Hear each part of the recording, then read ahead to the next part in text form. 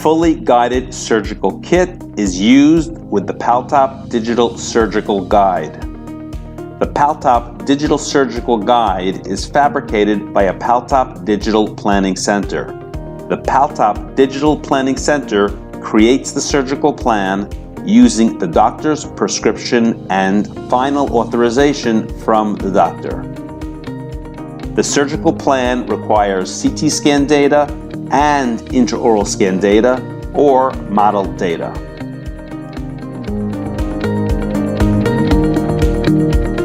This is the protocol for a surgery with the Paltop fully guided surgical system. The surgical guide is tried in, verifying seating through the windows in the guide.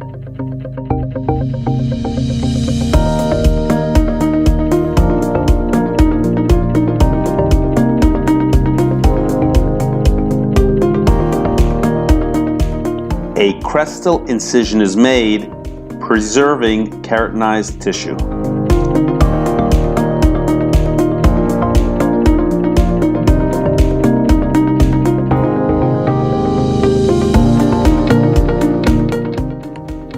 Alternatively, a combined tissue punch pilot drill may be used to perform flapless surgery.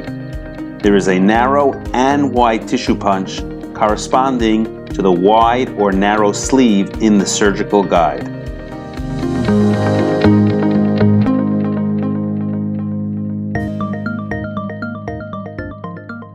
A minimal full thickness reflection is done.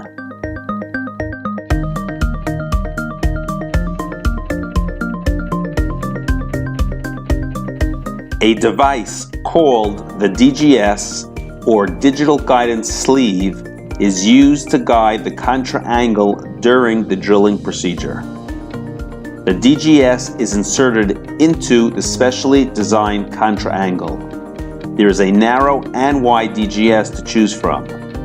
The wide DGS is used for the wide sleeve in the guide and the narrow DGS for the narrow sleeve.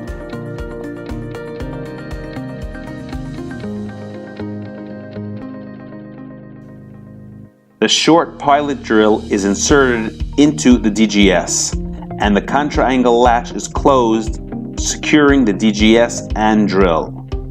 Be sure both the DGS and drill are seated completely prior to closing the latch.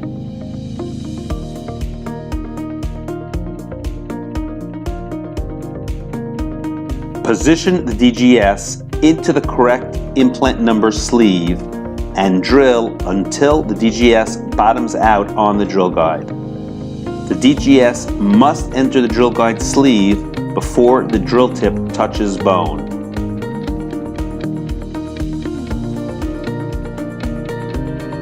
The initial pilot drilling will create a 1 to 3 millimeter deep osteotomy as a starting point for the full length drills. The drill length is indicated on the drilling report. It will be 20, 25, or 30 millimeters. 20 millimeter drills are indicated by a brown band on the drill shank. 25 millimeters are indicated by a purple band, and 30 millimeters are indicated by a silver band. The next drill in the sequence is the 2.0/2.4 millimeter step drill. This is the first drill that drills to the final depth. To make drilling easier, you can elect to start with a shorter drill and then advance to the final indicated drill length. For example, the drilling report may say that the drilling length is 25 millimeters, which is a purple banded drill, but you can start with a 20 millimeter brown banded drill, then deepen the osteotomy using the 25 millimeter purple banded drill.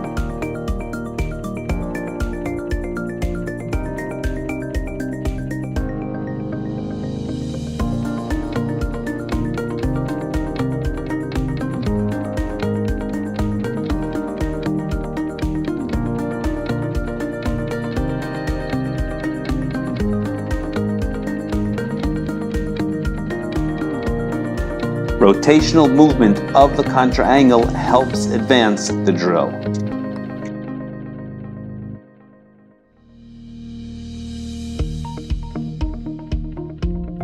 The drilling sequence is now completed by choosing the next diameter shaped drill, which is the 3.25 millimeter drill, using the same color series.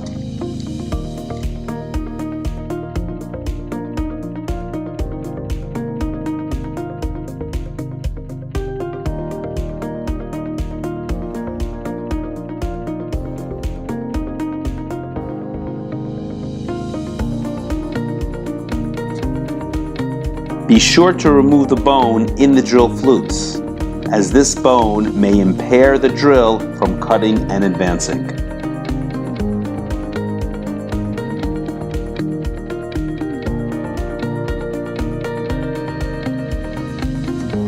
After completing the 3.25 millimeter diameter osteotomy, the next drill used is the 3.75 millimeter drill in the same color series.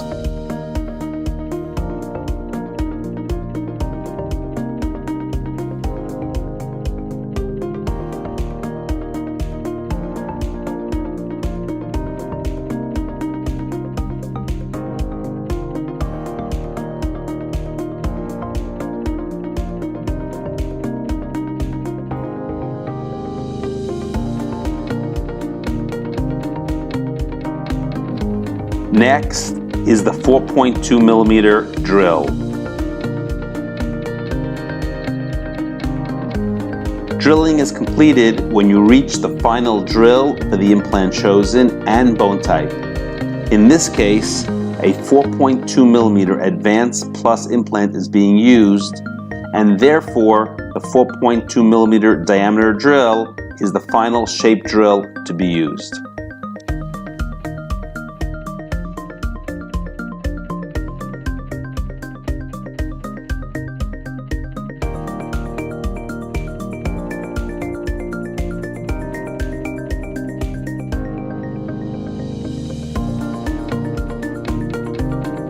The drilling report indicates the implant size. The final shape drill used is according to this implant diameter.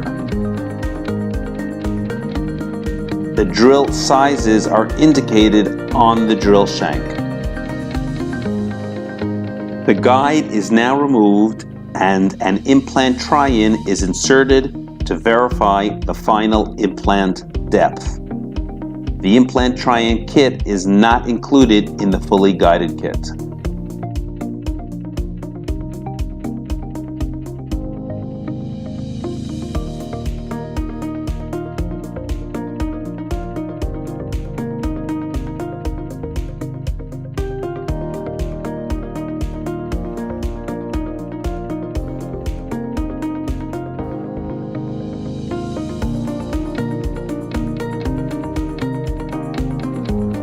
When a 5 millimeter diameter drill is to be used, for example, for a 5 millimeter implant, it is used directly in the contra-angle and sleeve without the DGS.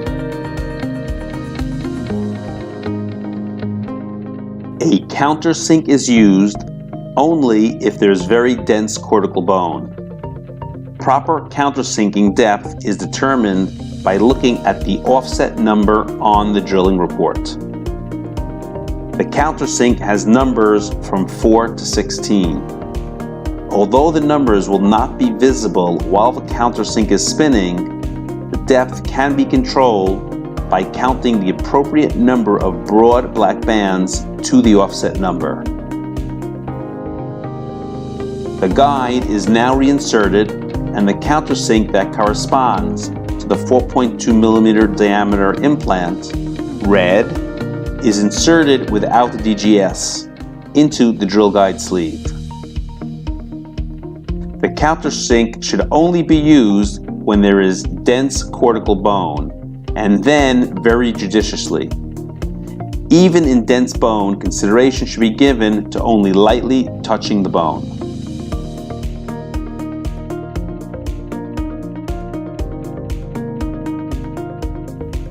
There's a countersink corresponding to each diameter implant, which is color-coded. Blue 3.25, green 3.75, red 4.2, yellow 5.0. The 3.25 and 3.75 countersinks are used directly in the narrow sleeve. The 4.2 and 5 are used directly in the wide sleeve. The osteotomy should be irrigated as in all conventional procedures. The contra-angle key adapter is inserted into the contra-angle.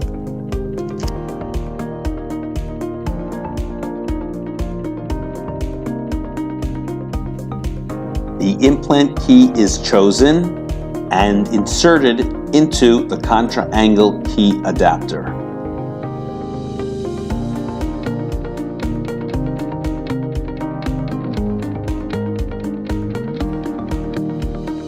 The implant key is chosen according to narrow sleeve or wide sleeve, implant connection, NP-PCA or SP, and the key offset number.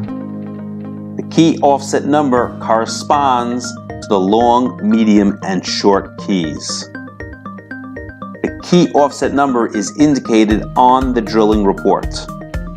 The short key is offset numbers 8 through 10. The medium key is offset 8 through 14. The long key is offset 8 through 18.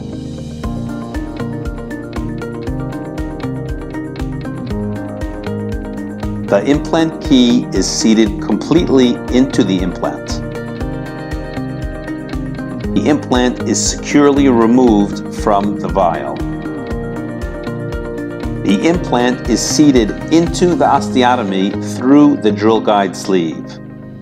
The implant motor is set to 15 RPM and 30 Newton-centimeter torque, set as a minimal insertion torque.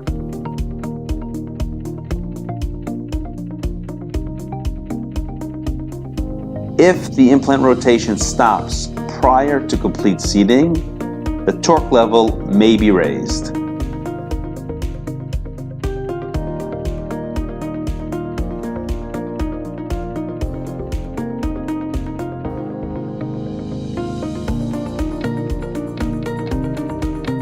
The offset number shown on the drilling report is indicated on the implant key by the line in the middle of the number. The flat side of the implant key corresponds to the flat of the hex of the implant connection. The vertical lines on the top of the implant key correspond to the middle of the flat of the implant hex. The final seating of the implant may be done with the torque ratchet on the implant key.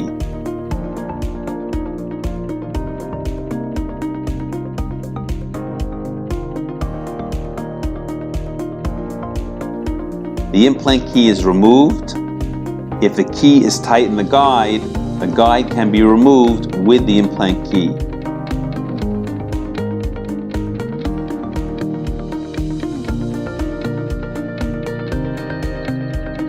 An ISQ measurement of 80 demonstrates excellent implant stability.